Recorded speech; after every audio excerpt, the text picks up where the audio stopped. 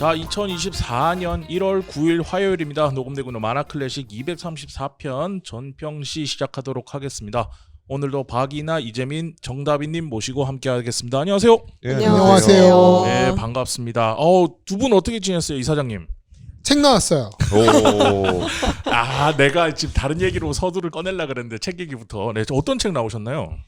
우리 시대 만화가 열전이라는 책인데요. 오. 이 책이 몇 년 전에 국민일보에 만화는 시대다라는 제목으로 세종대 한창원 교수님하고 같이 한 작가씩 번갈아 가면서 연재했었어요. 그리고 연재가 끝난 다음에 아무래도 신문지면에서는 좀 모자랐던 것들이 많아서 작가들을 대폭 추가하고 네. 그리고 제목을 우리 시대 만화가 열전으로 바꾸고 내용도 좀 전체적으로 손봐서 책을 냈는데, 특히 저희가 이 책을 쓰면서 주목한 거는 그 작가들이 어떻게 당대하고 관계를 맺고 그 당대를 어떻게 증언하는가, 이런 내용들을 쭉 정리를 했거든요. 네. 네, 행성비라는 출판사에서 오랜 작업 끝에 나왔습니다. 신간입니다. 이 위에 보니까 김보통, 마영신, 심응화, 하일곤, 조석, 강풀, 홍승수, 곽백수, 청계영 뭐쭉 정말 많은 작가님들을 얘기를 하고 네, 계시더라고요. 제일 젊은 작가는 이게 이 표지 보면 헷갈리는데 맨 끝에 김보통 작가 다음에 이응이 있잖아요. 네네. 그게 보통 장식이라고 생각을 하시는데 정세원 작가. 우리도 네, 한번 했죠. 네, 정세원 작가입니다. 네, 세원 작가. 근데 이게 이렇게 봤더니 하필이면 제일 젊은 작가고 맨 마지막이어서 첫 번째로 이게 이제 역순으로 이렇게 집어넣거든요. 다이아몬드 표시 놓는 것처럼. 근데 마치 무슨 약물처럼 보여서 아닙니다. 정세원 작가입니다. 미안합니다. 김보통 작가가 끝이 아닙니다. 근데 오해할 수 있게 좀 돼 있어서. 네, 저도 보고 이 디자인 별론데요라고 얘기하려고 봤더니 책을 파셔야 되는데. 아니 이응이 들어가 있는 이 디자인이 별론데요라고 얘기하려고 봤더니 정세원 작가더라고요.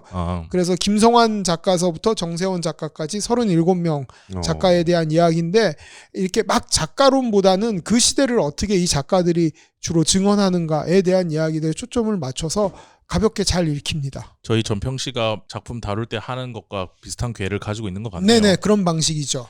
이재민 평론가님 어떻게 지내셨습니까? 저는 뭐 했지? 늘 이런 식으로 자꾸 말을 이러실 하시는데. 거예요. 아니 진짜 뭘 했는지 모르겠는데. 아니 연말이었으니까 연말 연시에 네. 이제 뭐 도와주신 분들한테 선물 보내드리고 차를 보내드렸어요. 티를 보내드렸는데 네. 근데 그걸 내가 안 마셨단 말이에요. 그냥 추천받고 그냥 보냈는데 네. 이게 후기들이 안 들어오고 있어서 맛이 없나 보다 이러고 바비님 있습니다. 아까 드시지 않았어요?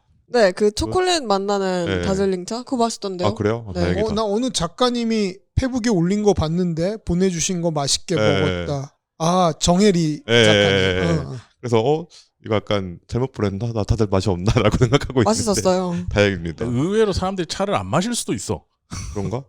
우린 커피니까 대부분. 그럴 수 있죠. 근데 되게 그런 거 같아요. 약간 그런 걸 쭉 보내고 나서 이제 저한테도 선물이 들어오잖아요. 네. 선물이 들어왔는데 다 똑같은 걸 보내주시는 거야. 귤 그리고 뭐 천혜향, 레드향 이런 거. 그래서 지금 집이 귤밭이에요. 오늘도 그렇게 들고 되었습니다. 오셨죠. 네. 그래서 나 지금 방금 너무 저질 개그 하려다가 참았는데. 뭐지? 이사장님 요새 다이어트 하신다면서요? 아니 그런 건 괜찮고 차 말고 차를 주면 좋을 텐데 뭐 이런 저질 개그 있잖아요. 자, 넘어가도록 하고요. 다비님은 뭐 잘 지내고 계시죠? 네. 네, 알겠습니다. 지난 시간에 이제 전평시 230편 올라갔는데 츠게 요시하루 이야기를 좀 했어요. 제목이 츠게 요시하루는 왜 유명할까? 그 얘기를 했는데 댓글들이, 그리고 첫 시간에 했던 미야자키 하야오보다 더 빠르게 지금은 한 1900명에서 2000명 사이 이렇게 듣고 있어서 사람들이 이런 얘기를 많이 듣고 싶어 했구나라는 게 이제 댓글로 좀 이야기가 들어왔는데, 다비님 댓글 하나 읽어주시죠. 나의 오두막님이 전평시 너무 유익해요. 망가다 미학탐구의 AS 코너와 함께 밸런스가 좋고 중간중간 리뷰와 인터뷰까지 만클이 점점 풍성해져서 기쁩니다. 오래오래 방송 부탁드려요. 라고 전평시랑 같이 저희 만화클래식의 요즘 행보에 대한 긍정적인 반응을 보여주셨고요. 이게 다 진행자가 똑똑해서 그래요. 진행자가 현명하게 여기저기 이렇게 사람들을 모시고 와서 잘하고 있다. 근데 저희 많은 분들의 협찬과 후원을 기다리고 있으니까 연락 주시면 좋을 것 같고, 나의 오두막님이 5,000원 후원을 해주셨어요. 이거 댓글 달아주시면서 감사하고요. 저희 5만원 차면 이거 돈 뗄 수 있거든요. 아직 안 찼나요? 아직 안 찼어. 그래서 5만원 채우고 하도록 하고, 그다음에 코가락님께서 댓글 평소에 많이 달아주시죠. 너무 재밌게 들었어요. 생각지도 못한 곳에서 다양하게 짚어주시니 진짜 명강의 듣는 것 같아요. 만클 식구분들 모두 연말 건강하게 지내시고 내년에도 기대합니다. 참 유튜브 구독했어요. 콘텐츠 개발 중이라고 하시니 천천히 기다리겠습니다. 라고 댓글을 남겨주셨습니다.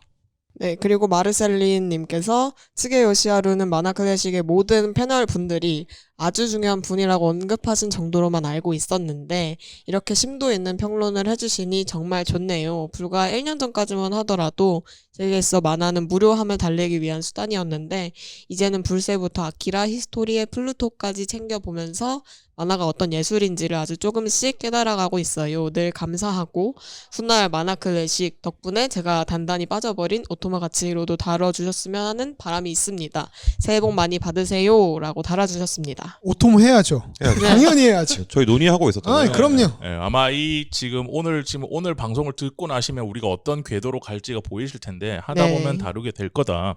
자, 그리고 루이스 문님께서 야, 난 다른 댓글은 흐뭇하게 봤는데 이 댓글은 섬뜩해. 섬뜩해. 듣다가 우선 댓글 먼저 남겨봅니다. 그래서 만화 투어는 언제 가는 거죠? 무조건 신청하겠습니다. 네, 요새 코로나 끝난 다음에 드디어 네네네. 항공편이 아니라 배편이 회복이 됐어요. 맞아요. 그래서 만화 투어는 배로 갑니다. 어머. 왜요? 이유가 있나요? 이거 필요해요. 왜냐하면 배로 가는 동안에 강의를 합니다. 네, 강의를 해야 돼. 전평시 하는 것처럼. 그럼요. 대표인 나한테 한마디 상의도 바로 이해했어. 그렇죠. 이미 다 배에서 그쵸. 저녁에 부산에서 오사카 가는 배를 탑니다. 네. 네. 그래서 거기서 배에서 같이 앉아서 전평시를 녹음을 하는 거죠. 이거 듣는 장비 거죠. 다 가져가서. 그럼요. 뭐 내가 들고 갈 거 아니니까. 네. 그렇게 해서 오사카에서 도착한 다음에 맨 처음에 다카라즈카에 네. 있는 데스카 오사무 박물관을 갑니다. 네, 이런 식으로 갈 겁니다. 훌륭하네요. 그리고 그 다음 날은 교토로 들어가서 교토에 있는 만화박물관? 망가 박물관을 가고요. 살려줘. 네. 그런 식으로 하면 됩니다. 갔다 와서 한 편씩 녹음을 계속하는 거예요. 무섭다. 되게 여러 군데가 있어요. 그러니까 이게 일본의 섹터가 크게 보면 이 간사이 섹터는 가면 데스카 오사무 박물관하고 그다음에 그 교토에 있는 교토 뮤지엄이 있고요. 네. 그다음에 저쪽에 기타큐슈에 가면 기타큐슈에는 그 은하철도 999 아저씨 네, 마츠모토 갑자기 레이지. 네, 마스모토 레이지 박물관이 있어요. 그렇게 크지는 않지만 일단 그리고 그다음에 저 도토리에 가면 미즈키 시게루 박물관 도토리까지 가나요? 그다음에 미즈키 시게루 박물관하고 코난 박물관이 있고요. 그다음에 네. 도쿄로 가면 도쿄에 여러 가지가 있지만 가까운 근교에 지브리 뮤지엄이 네. 있고 그다음에 교토에서 좀 가까운 나고야에 지브리 테마파크가 있고 그다음에 도쿄 바로 옆에 도라에몽 테마파크가 있습니다. 네, 그러니까 섹터별로 갈 수 있습니다. 걱정하지 마세요. 언제든지 갈 수 있습니다. 그렇다고 합니다, 여러분. 뭐 어떻게 될지 모르겠지만 뭐 두 분이 이렇게 의지가 확고하시니까 제가 또 뭐 준비를 해서 이제 두 분께서 옆에서 계속 바람 넣으면 전 또 하거든요.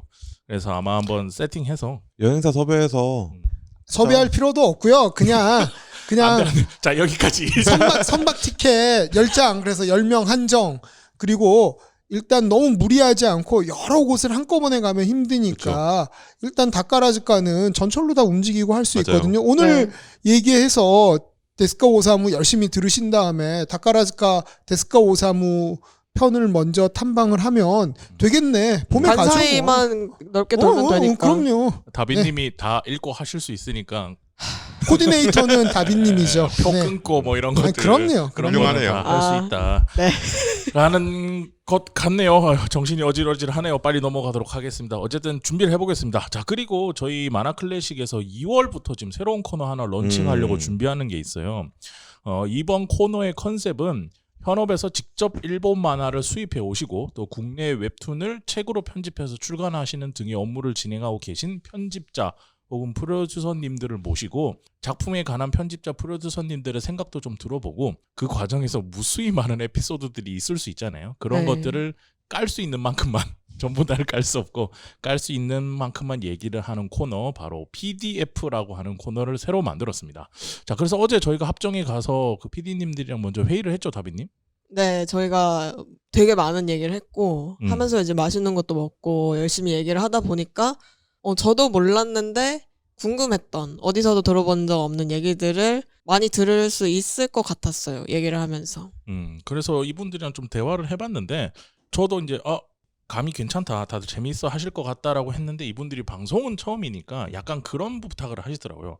그러니까 할 얘기는 많은데 뭐부터 어떻게 얘기해야 될지 모르겠다. 뭘 궁금해 하시는지 독자분들이 뭘 모르시는지 그거를 잘 모르시는 것 같았어요. 그래서 팟빵이랑 유튜브에 댓글로 이 PDF 코너 관련해서 PD님한테 좀 여쭤보고 싶은 거, 질문 이런 거 남겨주시면 PD가 어떤 PD인지를 좀 말씀해 주시죠. 앞에 나왔죠. 일본 만화를 수입해오고 그렇죠. 국내에 출간한다든지 아니면 국내의 웹툰을 이제 책으로 바꿔서 하는 분들을 일단은 모셨어요. 다이렉트 메시지는 안 돼요? 안 됩니다. 안 됩니다. 네. 그래서 그분들한테 댓글을 좀 질문 같은 거 남겨주시면 저희가 그걸 기준으로 해서 첫 시간을 좀 꾸며보고 들어가려고 합니다. 근데 이제 그걸 물어볼 때 이제 그분들이 굳고 사양하는 질문이 몇 가지 있었어요. 네. 그 중에서 저로 예를 들면 천국대마경 10권 대체 언제 나와요? 이런 거 궁금할 수 있거든요. 근데 이런 거는 안 된다. 그런 거는 본인들도 몰라요. 왜냐하면 이게 작업하는 과정에 있기 때문에 네. 그런 것들은 좀 어렵고 저 같은 경우는 어제 이런 거 물어봤어요. 아무래도 지금 1화 때 오시는 분들은 일본에서 작품들을 수입을 해오시는 분들이니까 그러면 PD님들 되게 멍청한 질문부터 PD님들 일본어 잘하시겠네요? 그거부터 물어보고 뭐 그런 거 물어본다든지 아니면 대체 이 많은 작품을 어디서 셀렉해서 가져왔냐. 그러니까 어디서 보는 거냐? 그랬더니 뭐 보는 루트가 다 있다고 하더라고요. 공식적인 루트가 있다고 하더라고요. 그런 거라든지 그리고 PD가 선택한다고 다 출간되는 건 아니잖아요. 돈을 대는 사람은 사장이니까 네. 그거 어떻게 뚫고 여기까지 출간하는 거냐 뭐 이런 것들에 대해서 좀 질문을 드렸더니 술술술 얘기가 나오더라고요. 그래서 그런 것들 포함해서 궁금하신 것들 댓글로 남겨주시면 좋을 것 같습니다. 그래서 2월에 첫 런칭하게 될 코너 PDF에 관한 질문을 팟빵과 유튜브 댓글로 남겨주시기 바랍니다. 그리고 유튜브가 지금 전체 청취자 수가 330명을 뚫었어요. 뭐 밖에서 보기엔 별거 아닌 것 성장률 10%. 한 달 성장률 10%. 한 달 만에 지금 100몇 명 정도 늘었거든요. 그래서 많이 늘었고 그리고 사교 클럽 편부터 지금 꾸준히 한 150분씩 이제 듣기 시작을 하더라고요. 그래서 유튜브에서 들으시는 분들도 많은데 저희가 이거 방송 올리면서 이제 공지에 유튜브 주소나 이런 것들도 같이 남겨드릴 테니까요. 꼭 좀 구독해 주십시오. 자, 오늘 방송 시작하기 전에 근황 토크는 여기까지 하도록 하겠습니다.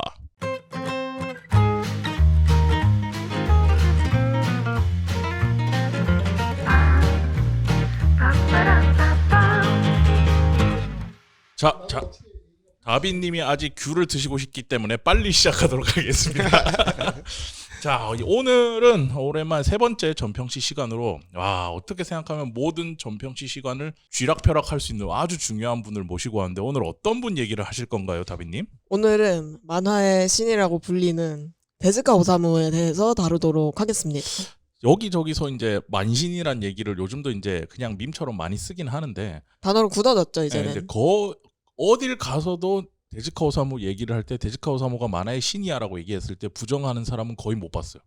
다른 작가들은 뭐 그냥 자기 기호 취향에 따라서 그게 무슨 만신이야 이렇게 할 수는 있지만 데즈카 오사무는 그런 경우는 못 봤고 모두 다 인정하고 그리고 아직까지도 영향력을 분명히 미치고 있는 작가라고 생각을 해서 같이 얘기를 해볼 건데 원래는 이재민 평론가님 저희가 저번에 츠게 요시아로 했으니까 네. 그 작품 얘기보다는 그 시대 상황 네. 이런 것들 얘기를 하다 보니까 그 비슷한 시기에 있었던 다른 국가 다른 나라의 만화에 대해서 좀 얘기를 하려고 했었잖아요. 그렇죠. 근데 그러다가 이왕 일본 만화 팠으니까 망가부터 쫙 올라가서 우리 슬램덩크 지나고 나중에 오토모 가치로 지나고 다 지나서 지금 체인소맨까지 와야 되잖아요. 그래서 일본을 먼저 해보자라고 얘기를 했고 저는 그래서 츠게 요시하루 다음에 등장할 유명한 작가들 동시되긴 하겠지만 그 다음에 유명한 작가들 얘기를 하려고 했는데 이제 박이나 만화 연구자님이 죽어도 데즈카 오사무를 먼저 하고 가야겠다. 저는 데즈카 오사무가 어차피 많이 등장할 테니까 모든 영역에 영향을 미쳤으니까 그랬는데 안 된다. 데즈카 오사무를 하고 가야 된다라고 하셨는데 꼭 그래야 되는 이유를 좀 설명해 주세요. 정돈되지 않아요. 데스카 오사무를 다루지 않으면 정돈되지 않아요. 일본 만화가 네. 지난 시간에도 살짝 얘기했지만 전전 만화나 아니면 그 전에 메이지 시대 때 일본의 전통 그다음에 전전에 일본에 새로 들어온 미국의 만화의 영향, 뭐 유럽의 시사 만화의 영향, 기타 등등 여러 가지들이 막 섞여 있다가 네. 우리가 지금 바라보는 만화의 기본 포맷은 데스카 오사무부터 시작을 했고 그다음에 데스카 오사무를 극복하고 싶었던 사람들, 데스카 오사무를 계승하고 싶었던 사람들, 그리고 그런 경향들이 계속 어떻게 보면 변증법적으로 계속 정반합으로 이렇게 계속 발전을 하면서 일본 만화가 발전하게 되는데 데스카 오사무를 정돈하지 않으면 그 이후에 일본 만화의 역동성을 설명하기가 되게 어려워져요. 그래서 계속 똑같은 얘기를 반복해야 되니까 기왕 할 거 정리정돈을 하고 넘어가자라고 하는 거죠. 아유 근데 이거 어질어질한 게 이게 몇 편이 나올지 모르겠어. 그러니까 오사무 얘기를 하다 보면 뭐 작품 얘기도 작품 얘기지만 이 작품이 나오고 그 다음에 애니메이션이 나오고 이러면서 그 당시의 시대상이랑 또 엮어서 얘기를 해야 되잖아요. 네. 그러니까 작품을 다 다룬다기보다 어떤 흐름을 좀 보게 될 것 같아요. 그렇죠.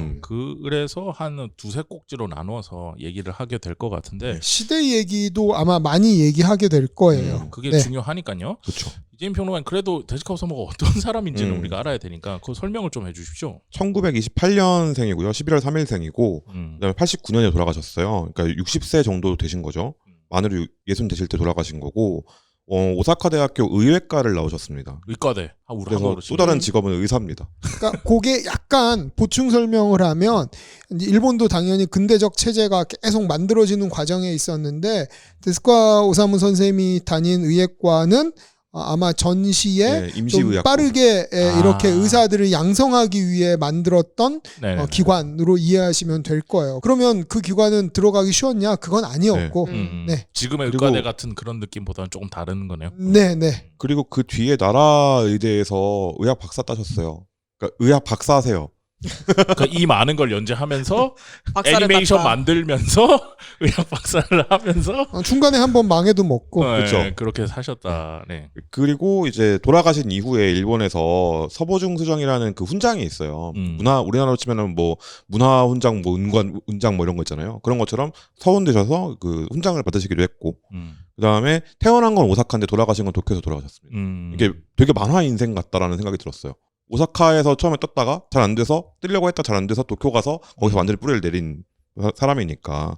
그리고 또 애니메이션 감독이기도 했고, 그렇죠. 그리고 데지크 프로덕션이라는 그 애니메이션 회사를 운영하는 CEO이기도 했고, 네. 되게 다양한 일들을 하면서 만화를 계속 그린 사람이라고 보시면 될 것 같습니다. 그리고 제가 알기로는 1990년에 최초로 일본에서 만화로 전시를 했는데 그 최초의 전시가 데지카 오사무 전시인 걸로 저는 알고 있어요. 최초의 전시였다기보단 전시는 뭐 언더그라운드에서 있을 수 있겠지만 기존의 미술관에서 뭐 예를 들면 예술의 전당 뭐 이런 데서. 그런 데서 처음으로 만화를 가지고 전시를 뭔가 메이저에서 한 게 데지카 오사무인 걸 알고 있는데 그리고 뭐 다른 이런 업적들을 얘기를 하자면 우리가 알고 있는 일본의 어떤 어시스턴트 시스템이나 이런 거 만든 사람이기도 하고 애니메이션을 통해서 프로모션한 다음에 그걸로 만들어지는 산업 구조를 만든 사람이기도 하고 되게 다양한 업적들이 있고요. 그 얘기는 일하다 보면 나올 거니까. 네. 알겠습니다. 다빈님은 데지카 오사무를 언제 만나셨습니까? 저는 데스카 오사무도 조금 늦게 알아서 한 20살 때 처음 본 것 같고, 근데 이제 그때 정도 되면은 한국의 데스카 만화가 진짜 많이 들어왔을 시점이거든요. 그래서 이제 다른 데스카를 진짜 어렸을 때부터 보신 분들은 못 보는 작품들도 많았겠지만 저는 되게 빠르게 볼 수 있었어요. 이북도 많이 나와 있고. 그래서 초기작부터 해서 뭐 히리토 찬가 같은 거나 불새도 되게 좋아했고, 네. 굵직굵직한 거, 한국에 나온 굵직굵직한 작품들은 거의 다 본 것 같습니다. 저는 어릴 때 포항 스틸러스 로고가 아톰이었거든요. 스틸러스. 네, 포항 스틸러스 시절에. 맞아요. 근데 기억나요. 이제 제가 어릴 때도 아톰은 이미 지나간 만화였어요. 음. 86년생이니까 90년대 초반이니까 아톰은 이미 그때는 방영 안 하죠. 우리 때는 은하철도 999 보고 이럴 때인데 그러다 보니까 저도 그냥 아톰이란 작품만 알고 그리고 이상한 빵모자 쓴 아저씨가 만들었다. 그냥 그 사람이 데지카 오사무다. 이 정도만 알고 이렇게 넘어갔는데 만화 관련된 공부를 하면 할수록 사람들이 자꾸 뭘 얘기를 할 때마다 데지카 오사무 얘기를 하더라고요. 그러다가 이제 몇 년 전에 이제 불새를 봤죠. 그리고 그때는 좀 공부가 돼 있었으니까 와 진짜 대단하다라는 생각이 들었던 게 내가 하고 싶었던 거를 거의 이 사람 다 해놨어. 그냥 뭔가 기호학적인 부분도 시작해가지고 칸 나누는 것 시작해서 웬만한 거는 너무 많은 만화를 만들기도 했지만 그 안에서 정말 치열하게 뭔가 연구를 하면서 뭘 만들었었구나라는 거를 알 수 있어서 그 부분에서 첫 번째로 놀랐고 두 번째는 이 사람이 엄청난 작업량. 제가 관련해서 뭔가 방송을 좀 준비해 보려고 오늘 말고 예전에 준비해 보려고 이 사람 연표를 한번 만든 적이 있거든요. 작업 연표를. 근데 지금 여러분들한테 다 나눠드렸지만 이게 전부가 아니라는 거. 이거 말고 또 있어. 그러니까 지금 똑같은 시기에 작품 4개에서 5개를 막 연재하고 애니메이션 만들고 이럴 정도로 엄청난 작업량을 가진 사람이어서 도대체 어떻게 살았을까. 그리고 이 사람이 살았던 시대는 어떤 시대였길래 이 사람한테 이만큼의 작업량을 요구를 했던 걸까. 시대에 그런 영향도 있는 거니까. 그렇죠. 뭐 현관에 떠도는 소문으로는 소문인지 아니면은 뭔지 모르겠는데 유언이 부탁이니까 계속 일하게 해달라였다고 그런 얘기도 있더라고요. 그러니까 엄청난 워커홀릭이었고 병상에서도 프로덕션 사장한테 야 나 이거 구상해 누워가지고 나 이번에 3주 전까지 이거 새롭게 구상 맞다 인터뷰 하셨잖아. 그 정글 대제 만들 때 같이 일했던 PD님이 지금 데지카우 프로덕션의 부사장인가 부회장인가 그러세요. 그분 인터뷰를 한 적이 있는데 한 3년 됐어요. 네, 3년 전에. 그때 여쭤봤을 때도 어떤 사람으로 기억하시냐 데지카우 오사무를 그랬더니 메차쿠차라고 쓰시면서 엄청난 일벌레였다. 같이 일하기는 너무 힘든 사람이었다라고 얘기를 하시더라고요. 그렇겠지. 그랬을 것 같아요. 그런 기록들을 만나봐도 근데 대단한 사람이었다. 그리고 자기 철학이 확고한 사람이었고 만약에 납득이 안 되는 부분이 있으면 끝까지 설득하는 사람이었다라고 얘기를 하더라고요. 그래서 오늘은 우리가 이 데지카 오사무도 쯔게 요시라처럼 마찬가지. 와 엄청난 작품들 남겼다. 작품 재밌네. 뭔가 있는 것 같다. 혹은 뭐 많이 알고는 있겠지만 우리가 지금 전평시에서 다루듯이 그 당시 사회가 어땠고 그 안에서 이 사람은 한 명의 사람으로서 어떤 영향력을 받으면서 본인이 표현할 수 있는 예술인 애니메이션과 만화를 가지고 무엇을 하려고 했을까. 이런 것들에서 좀 정리를 하면서 얘기를 해보려고 합니다. 제가 알기로는 데지카 오사무가 처음 만화 나온 게 1944년인가요? 마하짱의 일기장 네컷 만화? 그거로 알고 있는데 이제 이 사장님의 넓고 방대한 저희에게 그러셨죠. 데지카 오사무 이야기는 아무것도 정리할 필요 없이 그냥 바로 시작하면 돼 라고 얘기를 하셨었거든요. 그 얘기를 좀 들어볼까 합니다. 일단 데스코 오사무의 성장기를 얘기하기 위해서 우리가 지난번에 전전 만화라고 얘기했었는데 일본이 전쟁을 본격적인 전쟁 동원 체제로 들어가면서 되기 이전의 만화들부터 좀 거슬러서 얘기를 해야 될 것 같아요. 대략 그 일본의 만화의 뿌리를 이렇게 살펴보면 첫 번째는 보통 두루마리 그림이라고 얘기하는 일본의 전통이 있어요. 그러니까 이거는 만화라고 하는 구체적인 근대적 매체가 아니라 그림을 가지고 이야기를 전달하는 방식, 폭넓게 얘기할 수 있는데 두루마리 그림은 헤이안 시대하고 가마쿠라 시대에서부터 만들어졌던 거고 이렇게 두루마리로 이렇게 그림을 통해서 이야기를 담은 그런 양식이 있어요. 그래서 이렇게 두루마리 그림이라고 하는데 일본의 연구자들은 최초의 두루마리 그림, 만화적인 두루마리 그림으로 조수 인물 희화라고 하는 거를 꼽아요.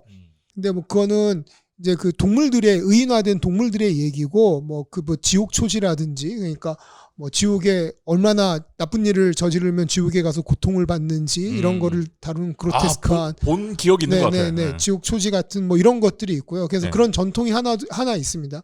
그 전통은 이제 저는 도구의 측면에서 보면 붓으로 그리고 연속되는 두루마리를 통해서 계속 그림을 연속시킬 수 있고 글과 그림이 같이 병기돼요. 그러니까 만화의 초보적인 형태를 가지고 있죠.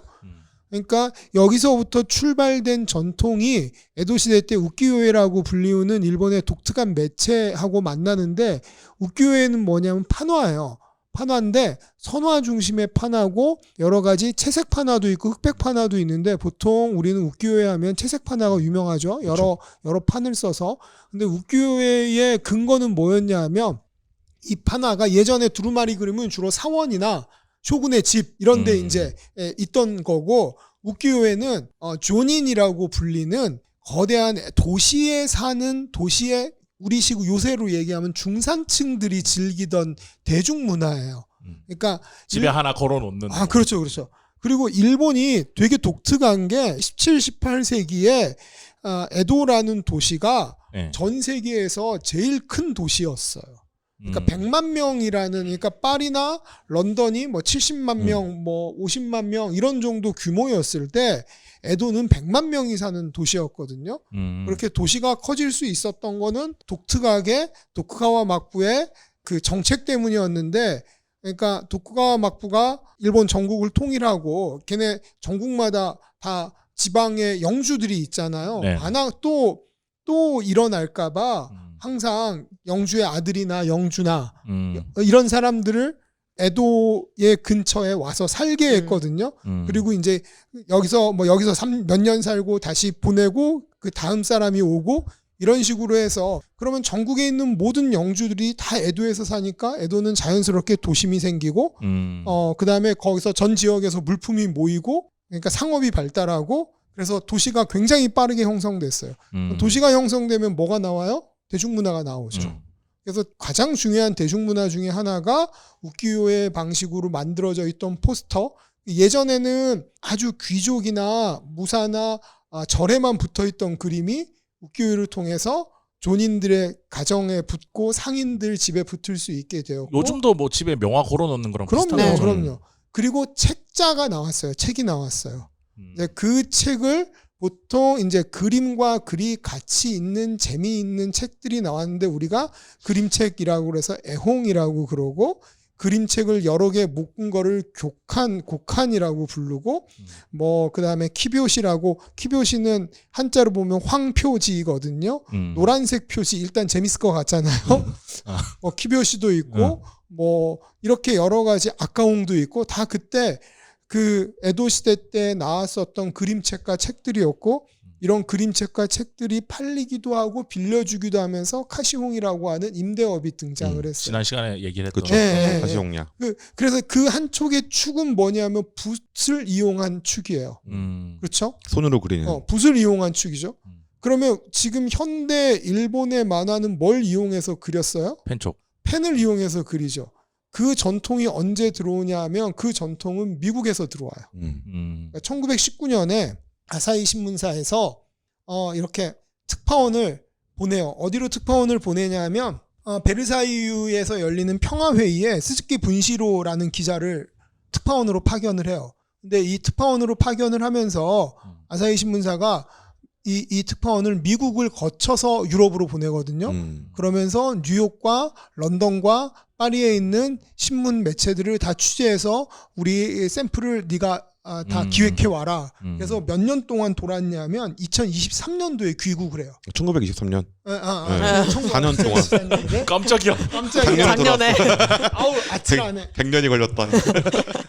멋있겠다. 100년이 걸리면. 1919년에 가서 1923년에 귀국해요. 그럼 4년 동안 지구를 한 바퀴 돈 거네요. 네. 그러면 잔뜩 뭘 가져오냐면 만화를 들고 만화와 그때 당시에 뉴욕이고 영국이고 프랑스고 만화라는 매체가 막 발전을 하면서 신문을 중심으로 20세기 초반에 어떻게 만화라는 매체가 가닥을 치고 발전했냐면 19세기 후반에는 유럽에서 주로 시사풍자 만화만 있었어요.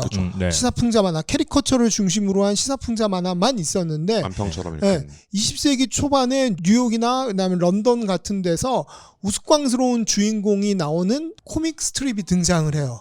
네. 그러니까 바보 주인공들이 나오는 코믹 스트립이 등장을 하고 네. 이 코믹 스트립이 대도시를 중심으로 해서 대중들에게 선풍적인 인기를 얻었던 거예요. 그래서 그걸 싹 긁어 갖고 와요. 그래서 싹 긁어 갖고 와서 1923년에 일본에서 아사히에서 새로운 매체를 신문을 창간하는데 그 신문 이름도 아사히 그래프라고 창간을 해요.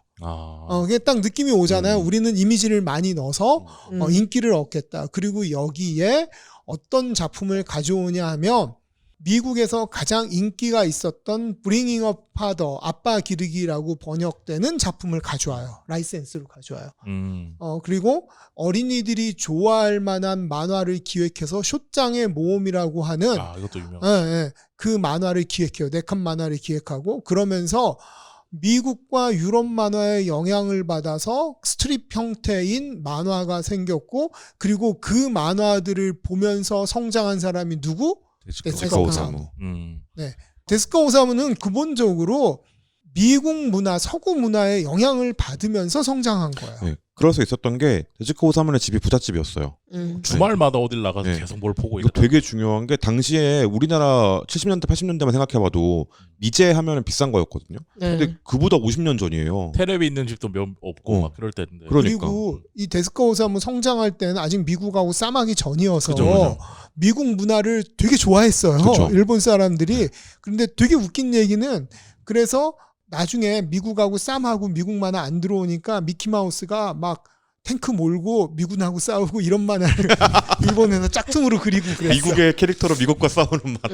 해적판 비슷한 거구나. 그렇죠, 그렇죠. 그러니까 이 시기에 데스카 오사무가 그러니까 이런 일본의 흐름에서 전통적인 붓과 우키요에와 전통적인 일본의 에도 시대 때 애옹이나 이런 전통 문화의 흐름이 아니라 그 바깥에 있는 새로운 문화인 서구 문화의 세례를 대거 받은 부잣집 왕따 소년이었던 거죠. 왕따? 어렸을 때 네. 안경을 쓰고 있어서 그 당시 안경을 쓰고 키가 작아서 초등학교 다닐 때 친구들한테 놀림을 받고 좀 왕따를 받았어요. 안경제비놈이라고.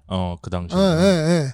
그랬는데 이제 나중에 그래서 혼자 집에서 뭐 당연히 아까 뭐 집에 영사기도 있어서 애니메이션도 보고 집에 영상이 영화도 보고 영화도 보고 그다음에 그 당시 아까 나왔었던 쇼짱의 모험 같은 만화들이 다 책으로 나왔었거든요. 네.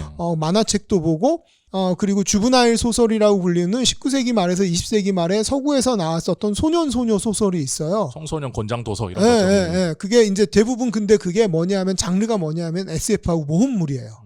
그러니까 줄 베르느라든지 스티븐슨이라든지 이런 서구의 작가들이 만든 뭐 타임머신, 12소년 표류기, 뭐 지저 세계로 기타 등등 그런 작품을 보고 성장을 했던 거죠. 물론 나중에 열심히 자기가 그린 만화 친구들한테 보여주고 그러면서 왕따는 벗어났다고 해요. 그게 그때 그러니까 데즈카 오사무의 증조 할아버지인가? 증조 할아버지일 거예요. 일본의 군의관 1기 군의관이고 그 아버지가 변호사였고 그리고 어머니 쪽은 일본 육군 중장인가 그래요. 아버지가. 그러니까 되게 부잣집 초 엘리트 집안. 집안이어서 항상 주말마다 호텔에 가서 밥을 먹고 그 다카라즈카 가극을 보거든요. 여기도 되게 중요한 포인트예요. 다카라즈카 가극이라는 게 있어요. 그렇죠. 왜 하필이면 거기에 데즈카 오사무 박물관이 있는가? 또 되게 큰 포인트 중에 하나죠. 다카라즈카에 있거든요, 지금. 다카라즈카 가극이 뭐냐 하면 네. 그 소녀들이 모두 주인공으로 등장하는 그러니까 여성들이 근데 예전에는 이제 좀 더 어리다가 지금은 이제 좀 많은 연령대가 높은 분들이 하는데 전부 다 출연자들이 다 여성이에요. 그래서 여성이 남장도 하고 그러면서 그들이 노래를 부르면서 이야기를 만들어 나는데 그 다카라즈카 가극이 여성 팬들이 굉장히 많았거든요. 그러니까 다카라즈카 가극이라고 왜 부르냐면 오사카 옆에 떨어져 있는데 전철 타고 가면 1시간도 안 걸리는 것 같은데 거기에 있는 도시에서 다카라즈카 극장이 있었어요. 전용 극장이. 그래서 거기서 계속 열렸는데 이게 되게 독특한 게 뭐냐 하면 일본도 어떻게 됐건 지금 거의 100년 전 얘기잖아요. 당연히 여성에 대한 지위가 뭐 사회적인 지위가 엄청 낮았는데 그때 여성 전용 콘텐츠인 다카라즈카 가극이 있었고 거기서 어떻게 보면 더 남성의 역할을 여성들이 하면서 멋있고 무해한 남성들이 나오는 거고 그래서 그런 영향들을 데스카 오사무가 받아서 이를테면 리보네 기사 같은 소녀 만화의 출발점 중에 한 작품인 그런 만화를 그리게 된 것도 어렸을 때의 콘텐츠의 경험 때문이라고 생각을 해요. 그럼 이 사람은 초엘리트 집에서 무수히 많은 콘텐츠를 소비하면서 자랐고 그런데 왜 만화를? 그때 당시에 그러니까 데즈카 오사무가 할 수 있는 볼 수 있는 것들은 다 모더니즘의 최첨단에 있는 것들이었거든요. 그렇죠. 당대 초인류 대국을 꿈꾸면서 나가고 있던 일본의 가장 선진적인 콘텐츠를 다 받으면서 자란 거예요. 그렇게 자랐는데 왜 하필 만화였을까를 생각해보면 당시에 만화가 받고 있던 어떤 취급이나 이런 게 혼자서 그릴 수 있는 거. 아까 왕따라 그랬잖아요. 친구가 없던 거 아니었을까? 전 그 생각도 들어요. 친구가 없었고 같이 할 사람이 없었고 보여줄 수 있는 걸 내가 혼자 만들 수 있는 건 만화밖에 없었고 그리고 약간 뭐 오타쿠가 뭐 꼭 환경 조성 때문에 오타쿠가 되는 건 아니니까 본인 안에 그런 피가 흐르고도 있었겠죠. 네. 근데 이렇게 생각해 보면 좋을 것 같아요. 아까도 얘기했지만 일본의 20세기 초반에 일본의 초 엘리트들은 대부분 군인들 그죠. 이었지 않을 거 아니에요. 특히 군국주의 시대에는 더 그랬고 네. 아니면은 뭐 도쿄 대학을 나온 관료 엘리트들. 근데 이 관료 엘리트층이 만들어진 거는 사실 조금 이유고 그렇죠. 초창기에는 그 메이지 시대 때 다이쇼 시대 때는 사무라이에서 전환되어 있는 주로 군인들이 관료로 전환이 군부. 되었으니까 네. 근데 생각해봐요. 왕따 소년이고 소심하고 심약하고 안경 쓰고 키도 작고. 혼자 키도 작고 플래네타리움에 가서 밤새 별 보는 거 좋아하고 곤충 수집해서 그림 그려서 만들고 군인 되고 싶었겠어요? 절대 실천. 그러니까 만화라고 하는 매체를 선택할 수 있었다고 생각하는데 그런데 아까 이재민 평론가님이 얘기해 주는 것처럼 데스카 오사무가 소비했던 게 그 당시 근대의 최첨단의 것들을 소비했다고 그랬잖아요. 그런 부분들이 차곡차곡 자산이 돼서 데스카 오사무의 초창기 만화가 가지고 있는 과학의 힘으로 이어지는 거예요. 그렇죠. 근데 이 사람은 나중에 보면은 꿈이 만화가 아니었을지도 모르겠다는 생각도 들어요. 저 당시에 애니가 아니었을까? 봤던 게 집에서 그 영석이가 손으로 돌리는 거였다고 하거든요. 그걸 내가 돌리면서 봤을 거 아니에요. 그러면 방금 말씀해주신 것처럼 박인혜 대장님이 말씀해주신 것처럼 내가 작동시키는 기계로 내가 볼 수 있는 걸 움직이는 거잖아요. 이거에서 엄청나게 큰 힘을 얻었을 것 같다는 생각이 들어요. 아 내가 할 수 있다. 내가 근데, 한 장 한 장 이렇게 할 수 그쵸. 있다. 그리고 그게 소리가 안 나잖아요. 당시 거는. 네. 그게 혼자서 할 수 있는 거 이게 뭔지를 이해를 시켜야 될 거 아니야. 같이 하려면 이해를 못 시키는 거지. 야 이거 한번 해보면 근데 이거 기계 그거 비싼 건데 고장나면 혼나니까 만지기를 못 해줄 것 같고 돌려서 보여준단 말이지. 근데 이거 돌려보는 경험은 나만 할 수 있는 거죠. 그것도 되게 컸을 것 같아. 그래서 여기서 이제 데스카 오사무가 등장을 하면서 이제 일본 만화의 지형이 이제 이를테면 이렇게 만들어지는 거거든요. 네. 그러니까 우리가 아까 계속 얘기했었던 북그린 기반의 일본의 이미지로 이야기하기 전통이 있죠. 네. 그건 다 우리 얘기했었잖아요. 네. 그건 일본 사람들이 되게 친숙한 전통이고 그리고 거기에 결합되어 있는 거는 무슨 뭐 이를테면 무사 이야기, 무슨 귀신 이야기 뭐 이런 것들일 거 아니야. 대부분 다 네. 애옹에 많이 있는 것들이 그런 내용이었으니까 이 흐름은 어디로 넘어가냐면 이런 거 얘기하는 거 되게 좋아하잖아요. 얘기하세요. 해도 돼? 네네. 어디로 넘어가면 1929년에 이제 일본도 그렇고 전 세계적으로 대공황이 그쵸. 벌어지면서 대거 실업자들이 나오면서 어떤 쪽으로 사람들이 갔냐 하면 카미시바이라고 하는 직업이 있었어요. 카미시바이가 뭐냐 하면 자전거 뒤나 아니면 이제 보통 40년대 이후에는 자전거에 싣고 다녔는데 그림을 여러 장 그림이 있고 그림 카드가 있고 이 그림 카드를 보여주면서 그래서 우리 무슨 장군님이 나와서 어쩌고 이렇게 설명하는 거예요. 아마 어렸을 때 한 번쯤은 보통 교회에서 이런 거 많이 했거든요. 그림 연극 같은 거구나. 그림 연극. 그림 연극. 카미시바이예요. 보통 그림 연극으로 번역을 해요. 중국에도 한국에서. 있고 한국에도 있었죠. 네, 있긴 있었던 거죠. 그게 이제 1929년도에 확 늘어나는데 근데 이 당시 1929년에 늘어났던 카미시바이의 그림을 그렸던 카미시바이 작가들이 어디에 뿌리를 두고 있냐면 북그림에 뿌리를 두고 있는. 그리고 거기에 나온 이야기 전통도 일본식 활극 이야기 전통에 뿌리를 두고 있어요. 그러다가 전쟁이 벌어지면서 막 경제가 돌아가고 징집이 되고 그러니까 카미시바이가 싹 없어졌다가 전쟁이 끝나고 난 다음에 다시 돌아와서 할 거 없으니까 다시 카미시바이가 확 올라가면서 그때는 이제 어떤 이야기들이 결합되기 시작했냐면 미국의 팝한 이야기들이 같이 결합을 되기 시작하면서 여러 가지 타잔도 나오고 레슬링도 나오고 막 결합을 했어요. 그래서 이 카미시바이의 뿌리와 북그림의 뿌리를 두고 있는 사람이 누구냐? 그 장르가 그 다음에 어떻게 가냐 하면 카시옹야로 들어가고 그 다음에 극화로 들어가고 그래서 이 작가가 미즈키 시게루도 맨 처음엔 카미시바이를 그렸었고 시라토 산페도 카미시바이를 그렸었어요. 그러니까 이 사람의 극화의 뿌리는 붓으로 그린 그림과 일본의 서사적 전통 그러니까 스토리텔링적으로 보면 과학적일까요? 비과학적일까요? 비과학적이죠. 비과학적이죠. 그래서 미즈키 시게루가 요게 얘기를 하는 거예요. 그래서 시라토 산페이가 어떤 얘기를 하냐면 전국시대 닌자들의 모사를. 뻥을 치는 거예요.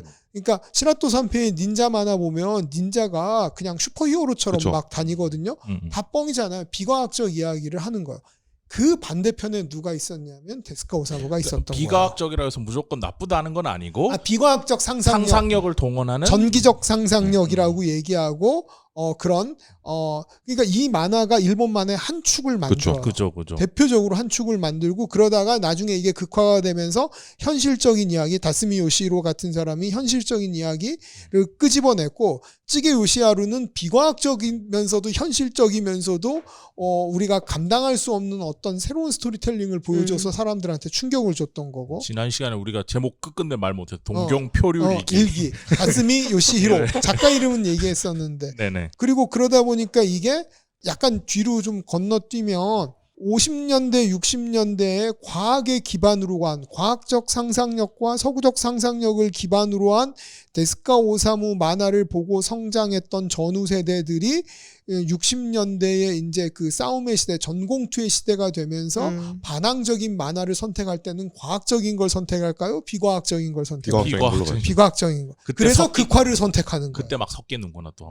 네. 그래서 극화를 선택하는 거예요. 그래서 이런 흐름들을 이해하기 위해서 양분된 일본 만화의 계보를 이해를 해야 되고 그 계보 중에서 과학적이면서도 서구적인 그 계보에 만든 사람이 누구냐면 데스카 오사무가 시초가 되고 그 조금 위에는 아까 얘기했던 전전의 만화들이 있지만 그 모든 것들을 전전의 만화 비주얼에서 더 혁신적으로 여기에 자신의 만화 비주얼에 헐리우드의 애니메이션의 비주얼을 기호적인 캐릭터를 결합시켜서 이런 만화를 만들어낸 사람이 데스카 오사무다라고 출발점을 정돈을 하면 이후에 굉장히 쉽게 이해할 수 있어요. 근데 이 데스카 오사무가 1944년인가 46년 사이에 마하짱의 일기장 네컷 만화 이런 것도 했다고 하지만 어쨌든 이 영향력에서 가장 크게 먼저 데스카 오사무라는 사람이 성공 히트라고 할 거는 1947년에 나왔던 신보물섬이라는 작품 아닐까. 네, 신보물섬이죠. 그리고 그게 기존에 아까 쭉 설명해 주신 그런 약간 비과학적인 상상력, 붓으로 그리는 그림 그런 것과 좀 다른 미국 서구의 애니메이션이라든지 서구에서 건너왔던 것들에서부터 큰 영향을 받아서 만들어지게 된 작품이라서 이 신보물섬이라는 작품도 좀 얘기를 해야 될 것 같아요. 그럼요. 근데 제목에서도 알 수 있듯이 딱 누가 봐도 아까 얘기했던 청소년 권장도서 거기서 영향을 와서 만든 그런 느낌이 확 납니다. 이 신보물섬은 스토리를 사카이 이름 까먹었다. 어떤 사람이 썼어요. 네. 그래서 처음에 데스카 오사무가 마짱의 일기장 이후에 몇 권의 우리가 아카옹이라고 한 간사이의 싸구려 만화들을 좀 그립니다. 그리고 이 그림을 보고 그 스토리를 쓴 사람은 도쿄에서 활동하고 있었던 선배 만화가죠. 전전에서부터 활동하고 있었던 유명한 만화가인데 이 만화가가 그럼 내 스토리를 줄 테니까 네가 만화를 그려라 해서 신보도를 그리게 된 거고요. 신보물섬을. 그리고 이 신보물섬을 그리면서 데스카 오사무가 어떤 걸 정교하게 이제 가다듬었냐 하면 여기에 두 가지가 들어갔는데 하나는 이미지의 표현으로서 헐리우드 애니메이션, 즉 그 월트 디즈니나 헐리우드 애니메이션과 같은 기호적 캐릭터들을 만들어냈고요. 그 다음에 이 연출에 있어서 영화적 연출을 결합시키기 시작했죠. 아까 같이 쓴 스토리 쓰자면 사카이 시치마. 네, 사카이 시치마. 네. 그래서 그러니까 하나는 작화의 특징으로서 기호적 캐릭터, 헐리우드 애니메이션, 즉 디즈니의 애니메이션과 닮아 있는 기호적 캐릭터를 가지고 왔고 연출적 특징으로서 영화적 연출을 가져왔는데 이 영화적 연출이 가능했던 이유가 이게 아까옹이라고 불리우는 단행본이기 때문에 가능했던 거죠. 그 전에 이제 일본에 있는 잡지에서는 많아봐야 뭐 2페이지, 3페이지, 4페이지 이런 정도 볼륨이었고 이 단행본에서는 수십 페이지 분량으로 그릴 수 있잖아요. 그러다 보니까 앵글과 숏을 활용한 영화적 연출을 도입해서 이게 뭐 폭발적으로 인기를 끌었어요. 그래서 많이 보는 집은 30만 부까지 팔렸다고 그러고 적게 보는 집도 한 20만 부 팔렸다고 그러고 그러면서 이제 데스카 오사무가 자신감을 갖고 아까옹에 본격적으로 뛰어들게 되죠. 근데 데스카 오사무 초반에 그림 못 그렸다고 되게 많이 까였다고 제가 어디서 얼핏 들은 것 같아요. 저번 시간에도 얘기하셨잖아요. 아까 그 작가한테 딥도 혼났어요. 왜요? 그림 못 그려서. 왜냐하면 데스카 오사무 그림은 잘 보세요. 아까 우리가 그 그림의 계보에서 얘기했잖아요. 붓으로 그리는 사람들은 그림을 어떻게? 엄청 잘 그리는 사람. 숨 쉬듯이 그리겠지. 그러니까 왜 시라토 산페이나 미시키 시게루 선생들이 그림을 잘 그릴까? 아까 얘기했던 카미시바이를 그릴 때 그냥 계속 매일 열 몇 시간씩 앉아서 그림을 그린 거야. 그렇죠. 그러니까 그림의 달인이 된 사람들이고 이쪽 계보는. 그리고 데스카 오사무는 그림을 뭐라고 생각했냐면 자기가 나중에 이제 만화대학이나 이런 작법서를 내는데 나는 그림을 그리는 게 아니라 어떤 패턴을 조합해서 만든다고 얘기했어요. 자기는. 네. 그러니까 그림을 못 그리는 사람이에요. 그렇죠. 그 지금 방금 말씀해주신 보물섬도 신보물섬도 지금 그 일본 서점 페이지에서 보고 있는데 타이어가 원래 둥그레야 되잖아요. 다 되게 찐빵처럼 찌그러져 있어요. 디즈니 만화에서 네, 보는. 그러니까 그 달리고 있음을 표현한 거잖아요. 근데 기존에 2페이지, 3페이지 안에 압축된 이야기를 전달하던 사람들한테는 이거 엄청난 낭비거든요. 이게 그쵸. 지금 거의 한 5페이지, 6페이지를 이 5페이지, 6페이지를 차가 달리고 있는 것만 보여줘요. 마치 애니메이션 스토리보드 보듯이. 네. 네, 그렇게. 그러니까 그걸 모르는 사람들이 보면 이거 뭐 하려고 이렇게 그렸어가 되는 거죠. 뭐 하려고 이렇게까지 그려? 그냥 그림이나 잘 그리지. 차가 달리는 멋진 그림 하나 그리면 되는데. 그림을 잘 그리면 되지 왜 이렇게 설명을 해? 일 수 있죠. 지금 방식으로 이해하면 안 될 것 같다는 생각이 들어요. 당시에는 이런 방식의 그 어떤 만화를 많이 봤던 사람들이 없는 상태잖아요. 그죠. 네. 그러면 이걸 봤을 때 종이 아깝게 뭐 하는 짓이라는 생각이 들 수도 있을 것 같아. 별로 못 그린 그림을 왜 이렇게 연속으로 나열하느냐. 그리고 실질적으로 그러니까 지금 다 되게 중요한 얘기를 하셨는데 아까 붓으로 그린 그림들은 한 장에다가 상황에다가 그렇죠. 그 상황을 되게 많이 설명해야 되잖아요. 제가 학교에서 수업할 때 이런 연출을 분리하면서 회화적 연출이라고 설명을 하거든요. 한 장의 그림에 많은 상황을 자세하게 설명해 줘야 돼요. 이게 대표적으로 서구 만화들이 그래요. 근데 붓으로 그린 그림들도 그래요. 그런데 그런 그림을 가졌었던 사람이 보기에 데스카 오사무는 그림도 못 그리고 대충 그리는 것 같고 그리고 한 장 잘 그려서 표현하면 될 거를 여러 장으로 반복해서 영화적 연출을 집어넣고 그러니까 구박당했죠. 근데 그게 히트한 거예요. 그 당시에 젊은이 어린이겠죠. 어린이들한테는 센세이션 했겠다. 지금 보니까 신보물섬 처음에 6페이지 동안 대사가 하나도 안 나요. 네. 아무것도 안 나와. 근데 난 그거 딱 처음 봤을 때 그 생각, 이거 리디나 이런 데 가면 여러분 다 사실 수 있고요. 지금 다 세일하고 있더라고요. 한번 확인해 보시면 좋을 것 같은데 저 같은 경우에는 이거 처음 보면서 그냥 애니메이션 콘티인 줄 알았어요. 맞아요. 약간 그런 느낌 들죠. 딱 그런 느낌이었고 뭐지 배가 떠나네 하는 대사 나올 때까지 그리고 지금 이 신보물선 처음에 차를 몰고 강하다 강아지를 칠 뻔하고 강아지를 다시 태우고 가는 장면이 나오잖아요.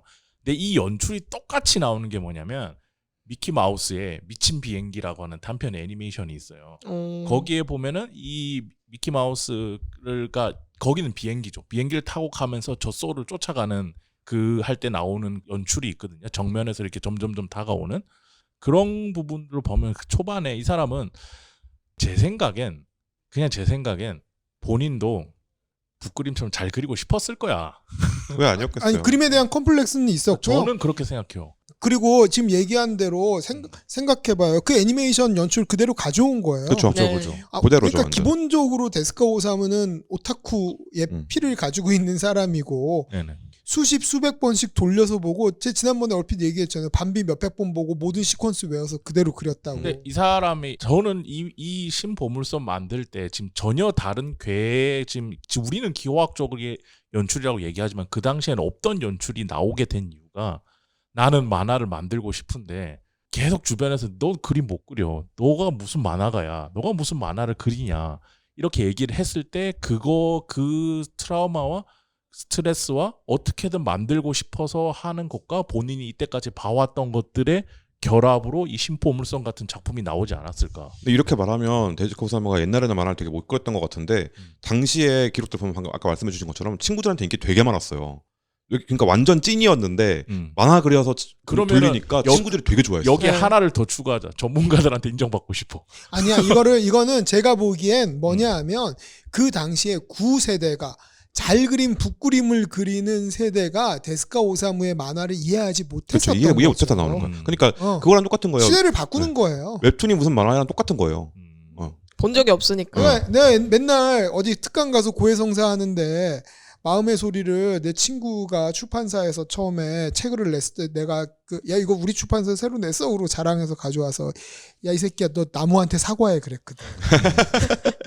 하지만 그것이 근데 맨날 사례로 하거든요. 근데 마음의 소리를 굳이 왜 책으로 내? 이거는 그냥 온라인에서 보면 되는 건데, 근데 그거는 팬들을 위한 도서로 그쵸. 냈던 거고, 그리고 마음의 소리라는 작품이 어떤 당대성을 가지고 있다라고 하는 건 나중에 보면서 정말 놀랐던 작품인 거였죠. 이제 그렇듯이 저는 데스카 오사무가 분명히 되게 풍족한 레퍼런스 속에서 성장을 했고, 그 풍족한 레퍼런스가 당시 20세기에 가장 발전한 서구 문화를 대거 수용할 수 있는 집안이었고, 집안도 다행히 개방적이었던 그쵸. 집안이었고, 어머니가 아무거나 다 해라 하고 싶은 거. 그래서 그런 상황 속에서 성장해 있고, 그리고 사실 나는 그냥 의사하면 돼요. 네. 그러니까 수액도 있었던 네. 것 같아.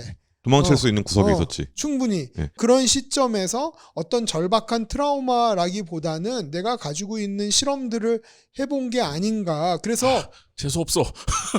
되게 재수없는 사람 맞아요. 아니, 그래요. 그러니까 미야자키 하야오가 막 욕했잖아, 옛날에. 그러니까 뭐냐면 내가 왜 이렇게 추측을 하냐면 어떤 에피소드가 있냐면 그 뒤로 이제 아까옹을 내면서 승승장구했어요. 진짜 완전히. 승승장구하죠. 그 로스트 월드 메트로폴리스 넥스트 월드라고 하는 SF 3부작이 네. 정말 승승장구해서 포대박을 팔렸거든요. 신보물섬 이후에 연단위로 계속 나오죠. 뿐만이 아니라 여기 지금 안 써져 있는 되게 여러 작품들이 많이 성공을 해요. 그래서 데스카 오사무가 신나서 신작을 그려가지고 도쿄로 올라가요. 혼자. 그때 도쿄로 올라간다는 거는 뭐랄까 상경하는 건가? 글쎄? 메이저로 넘어가겠다. 그런 거는 아니에요. 일본은 어떻게 됐건 되게 이렇게 우리나라는 다 서울 중심이었지만 일본은 적어도 그 이쪽에 간사이 지방하고 간토 지방하고는 거의 분리되어 있는 정도의 그 거대한 경제권을 가지고 있는데 어떻게 됐건 메이저 잡지들은 출판사들은 거기 있었으니까 원고를 싸징머지고 가요. 가가지고 그림 못 그린다고 욕을 먹고 쫓겨나요. 그래서 되게 충격을 받았다고 자기 자서전마다 얘기를 해요. 좀 그 생각일 것 같아요. 그러니까 오사카에서 불었던 아카옹 붐을 만든 사람이고 내가 오사카에서 할 건 다 했다. 이제 도쿄를 정벌하러 가볼까? 이거였을 것 같아. 갔는데 너 그림 개못 그리잖아 라는 얘기 듣고 상처받아서 이렇게 된 약간 거지. 각색을 하면 도쿄 놈들아 새로운 만화를 보렴 하고 들고 갔는데 오사무 씨가 맞다 빵 이러면서 뭐야 그림 구리네 그러니까 상처받고 가서 다시 돌아가요? 다시 오사카로 가요.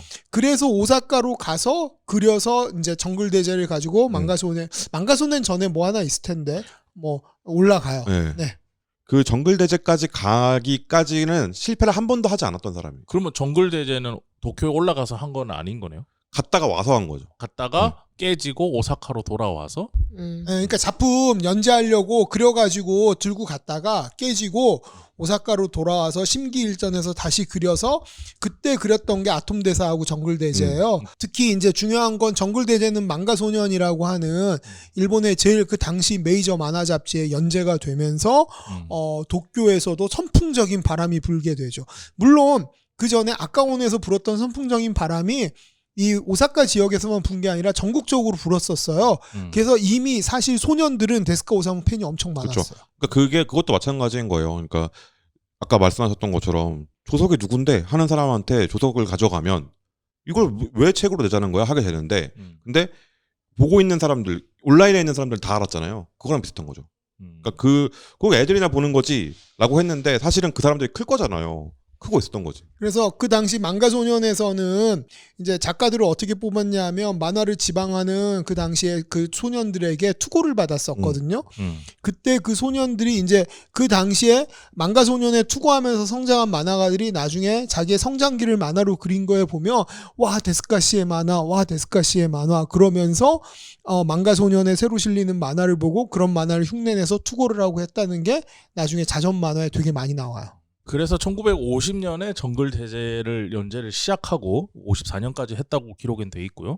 그리고 그걸 하면서 아톰 대사, 그러니까 우리한테는 우주소년 아톰으로 알려져 있는 작품의 전신이죠.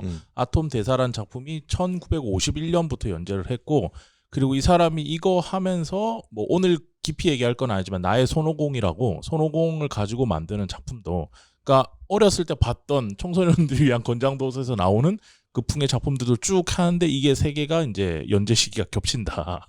같은 시기에 다 만들어졌는데 일단 뭐 정글대제 솔직히 정글대제 하고 싶은 얘기 많거든. 라이온킹이랑 같이 얘기를 하고 싶은 게 너무 많은데 오늘 시간 관계상 아톰 대사도 그 당시에 큰 인기를 끌었고 어쨌든 우리가 데스카 오사무를 얘기할 때 가장 많이 얘기하는 게 아톰이잖아요. 근데 이 아톰이 나오고 나서 처음에 아톰 대사 혹시 처음 보셨어요? 아톰 처음 할 때 보면은 우리가 알고 있는 아톰처럼 뭐 주먹질하면서 이렇게 막 싸우고 이런 게 아니고 진짜 약간 공상과학 만화, 무해한 만화 있잖아요. 공상과학의 상상력을 같이 즐겨봐요, 여러분. 약간 이런 느낌으로 만화를 그렸었거든요. 근데 그러다가 이게 어쩌다가 이제 플루토처럼 그렇게 되어 가는가, 그 얘기도 좀 해보면 좋을 것 같아요. 일단 전체적으로 데스카 오사무의 전후 데스카 오사무 만화를 이해하는 데 있어서 네. 아까 앞에 했던 얘기들을 좀 정리해서 다시 정리해 보면 좋을 것 같아요. 네. 데스카 오사무는 어떻게 됐건 그 당시에 가장 전 세계에서 가장 앞단에 있었던 대중문화, 특히 서구 중심, 미국 중심의 대중문화의 세례를 풍부하게 받은 사람이고, 그 대중문화의 시각적 표현 방법, 스토리텔링 방법들을 자기 것으로 가져왔었던 사람이에요. 그래서 네. 아까 우리가 북그림과 펜그림으로 구분을 해서 북그림의 계보에서는 비과학적인 이야기들을 주로 했다면, 귀신 얘기나 이런 얘기들을 했다면, 데스카 오사무는 철저하게 과학적 얘기를 하려고 그래서 초창기의 데스카 오사무 작품들을 보면 굉장히 SF나 모험 만화가 많아요. 그리고 모험 만화도 SF적 모험 만화가 많아요. 그러니까 이런 과학적 얘기를 하려고 했던 거는 제가 생각하기에 좀 몇 가지 이유가 있는 것 같은데, 하나는 19세기에서 20세기 서구에 나왔었던 서구의 다양한 어린이 문화나 대중문화의 가장 앞단에서 달려가던 장르는 SF였다. 그렇죠. 그건 뭐 우리가 모두 다 알고 있는 거잖아요. SF 네. 판타지들이고요. 네. 그 다음에 특히 이 근대의 과학의 힘이라는 거를 어떻게 보면 데스카 오사무 또 이과 남자잖아. 그렇죠. 그렇죠. 의대. 이과남. 이과남이잖아요. 그쵸. 이과남으로서 갈수록 재수 없어. 하나하나가. 재즈 사람 재수 없는 사람이 맞아요. 재수 그래요. 원래 천재들은 재수 없어요. 따뜻한 천재가 어디 있어 세상에.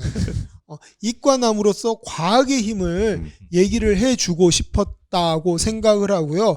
그래서 이런 특징 때문에 데스카 오사무의 이후의 만화들을 보면 데스카 오사무 만화가 일본에서 주장하는 어떤 주류의 입장들보다는 비주류의 입장들을 훨씬 더 옹호하는 만화들이 많아요. 그러니까 전쟁을 반대한다거나 전쟁의 참화를 고발한다거나 뭐 슈마리 같은 만화에서는 일본의 홋카이도 점령을 비판한다거나 뭐 그다음에 제일 한국인과 관련된 그런 만화도 그렸었고 여러 가지 그런 만화들을 내서 보면은 본인의 입장이 진보적인 입장이 아닌라고는 보기는 어려워요. 이를테면은 아까 얘기했었던 시라토 산페이 같은 경우에는 아버지가 공산당계의 문해 뭐 그쪽 출신이고 본인도 거의 노골적인 계급투쟁에서 다 엎어버리자 주장했던 사람이었거든요. 단지 그거를 전국 시대의 만화로 살짝 배경만 바꾼 거지. 근데 데스카 오사무는 그런 과격함은 없어요. 근데 그럼에도 불구하고 우리가 보기에 조금 더 어떤 진보적인 입장을 가지고 있는 것처럼 보이는 거는 근대와 과학에 대한 믿음을 기반으로 하고 있는 사람이. 맞아요. 데스카 오사무 작품들 쭉 보면 되게 해석할 게 많은 게 생태주의적 이야기도 하고요. 예를 들어서 정글대제 같은 거. 완전 생태주의적 얘기거든요. 인간이 침입하면 안 된다는 얘기를 하고 있잖아요. 네. 그리고 우주선랑 아톰을 보면 기술이 쓰기에 따라서 우리를 살릴 수도 있고 죽일 수도 있다는 얘기를 해요. 그리고 블랙잭 같은 거 보면 약간 그때는 약간 이제 안 되나 싶은 마음이 들 때 블랙잭을 그렸잖아요.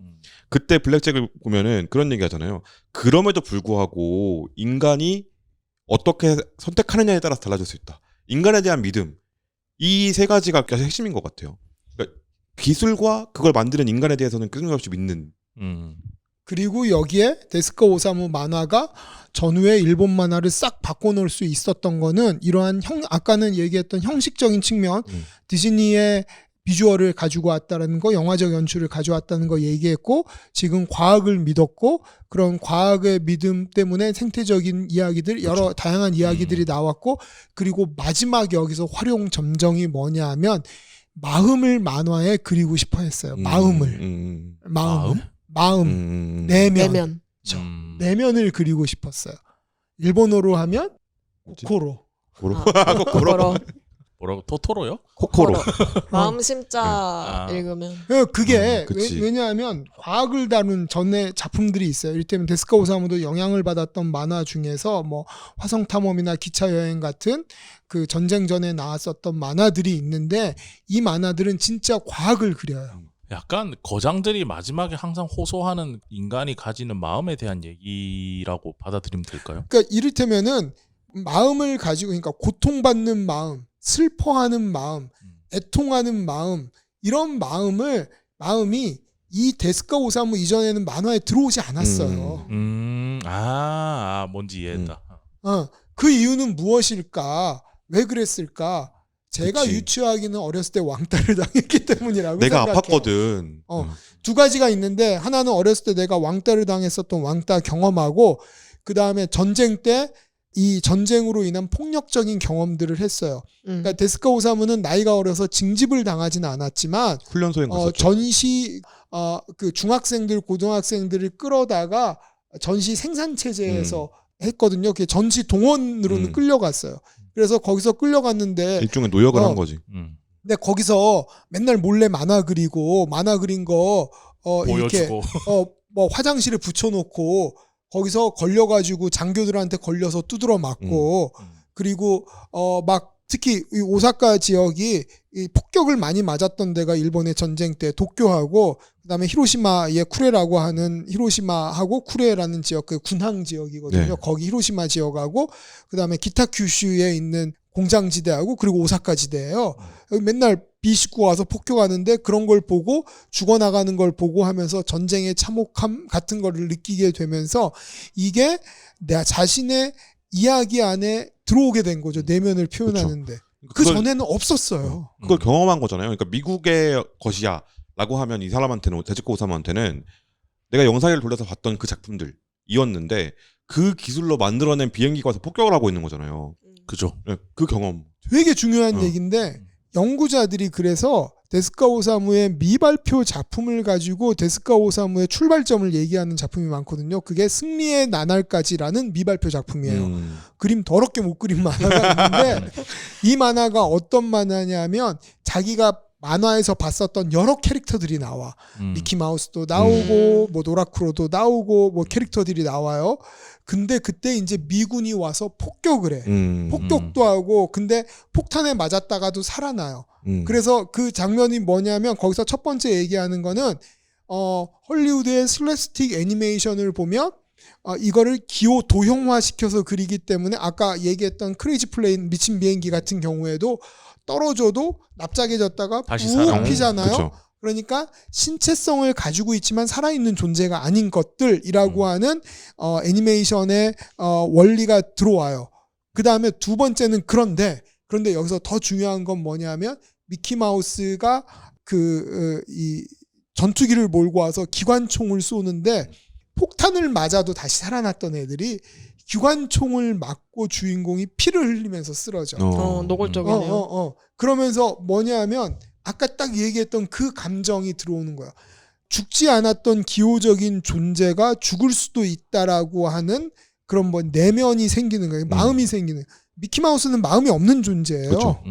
근데 그런 마음이 없는 그림으로 그렸었던 데스카 이제 미키마우스를 흉내내서 그렸는데 자기가 눈으로 전쟁의 참극을 보고 그런 캐릭터들도 죽을 수 있다고 하는 그런 복잡한 이중성이 죽지 않는 존재이지만 마음은 가지고 있다. 그래서 고로 난 괴롭다. 이게 아톰이잖아요. 그렇죠.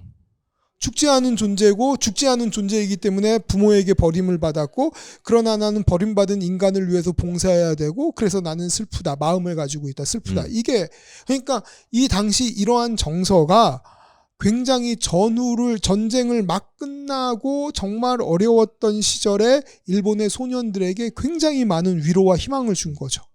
저희가 지금 1944년부터 작품 가지고 얘기를 했는데 우리가 마지막에 나중에 얘기할 작품까지 하면 1989년까지 가야 되거든요. 네. 근데 지금 아톰 얘기가 1953년까지 왔어요. 52년. 연재된 걸로 치면 한 60년대 중반까지 왔다고 치죠. 네, 그런데 이게 아무래도 점점 길어질 것, 한 4부작 대서사시가 될 것 같은데. 2부작으로 끝내요. 자, 일단 1부는 여기서 벌써 1시간이 지났기 때문에 오늘 여기서 진짜요? 종료를 하기로 하고요. 그 전에 살짝 전후 일본은 1945년도에 일본은 일본이 아니라 미국의 점령지였어요. 그죠. 그리고 정말 먹고 살기가 어려웠어요. 그 시대 때 이제 무슨 만화를 했어요? 아까 얘기했던 아까옹을 한 거야. 그러면서 모험을 하고 미래를 얘기하고 인류를 얘기하고 하는 작품들을 그린 거예요. 네, 그리고 그때 이제 의대에 있었는데 연재를 계속 하게 되잖아요. 그러니까 만화를 하는 시간이 길어진 거야. 의대 수업을 잘 못 듣게 된 거예요. 교수가 그냥 자네 만화하지 그래? 라고 했다 그래요. 너 만화해 그냥. 계속 수업에 방해를 받으니까 좋은 선생이다. 그 만화 보면 그런 만화도 있어요. 자기 자전 만화 보면 이렇게 그리다가 잉크가 굴러서 이렇게 이 계단식 강의를 해서 잉크가 또로로로로 굴러 떨어지는 그런 장면도 있는데, 그리고 1950년에 나왔던 게 정글대제잖아요. 네. 정글대제가 뭐예요? 아버지 엄마 없이 혼자 남은 소년의 얘기잖아요. 그쵸. 누구를 상징하겠어요? 전쟁이 끝난 다음에 혼자 남은 소년들, 그리고 아직 나라는 망하고 미국이 점령돼 있고 라고 하는 그 소년들에게 계속 괜찮아 우리 이제 근데 괜찮지만 너네들은 혼자 살아가야 되고 괜찮아. 근데 전쟁은 일어나면 안 돼. 전쟁은 큰일 나는 거야. 라고 하는 메시지를 끊임없이 주고 있는 그 와중에 이제 1950년에 일본 사회가 어떤 변화를 격리하면 어떤 변화를 걷죠? 한국 전쟁에 의한 특수를 통해서 경제가 회복되기 부흥되죠. 시작해요. 그리고 나서 나온 게 아톰이다. 자, 그래서 1분 여기까지 하고요. 2부에서 도키화장 얘기를 전 빨리 듣고 싶거든요. 잠시 방송은 이제 하루하루 걸쳐서 나가겠지만 잠시 쉬고 와서 다시 2부 시작하도록 하겠습니다.